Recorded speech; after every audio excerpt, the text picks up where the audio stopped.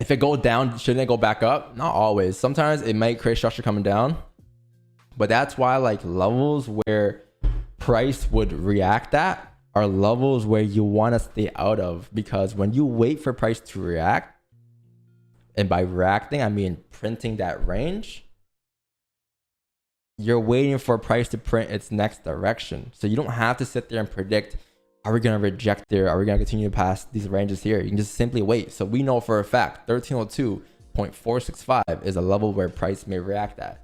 We know for a fact we're going to simply not look for any positions just yet. Wait for price to react. So when price reacts, what are the things that price could do?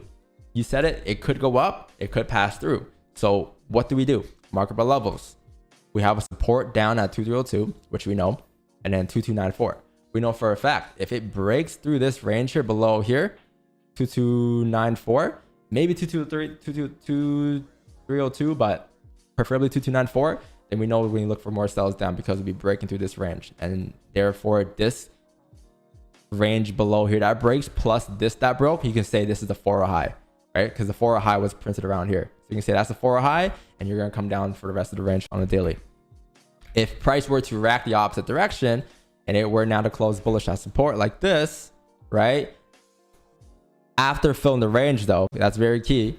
Then we can look for buys. Not yet though, but we can start marking by ranges. And we can start applying range 1 to range 2, especially when today you're heavily bearish, range 2 for sure. So this is your support here. This is your resistance. This would be range 1. So let's say you come down, range 1 got filled, perfect. Range 2, amazing. Anything above this range, above 2317 would be amazing for buys.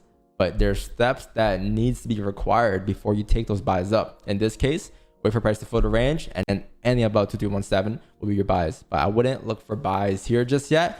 I'm sure it's possible it could play out still, but for me to confirm direction after you come to a level where price will make their decision at, you want to wait for these things to form. So in my case, before looking for buys, I need this to form.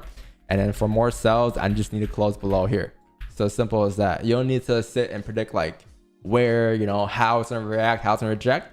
You just wait for price to print its direction and then just hop on the wave afterwards. So that's it. It's pretty straightforward, especially days like this when you're trending. Like it's good that you're finally trending, because I haven't seen like a day today since for a minute. This happened at the all-time high, so it's a little different. But now you're starting to slow down. Price is starting to return back to normal. And price action traders are going to eat when it comes to days like this. We just haven't. The chef is still cooking up the food, but I'm sure we can feast soon. All right. So just be patient.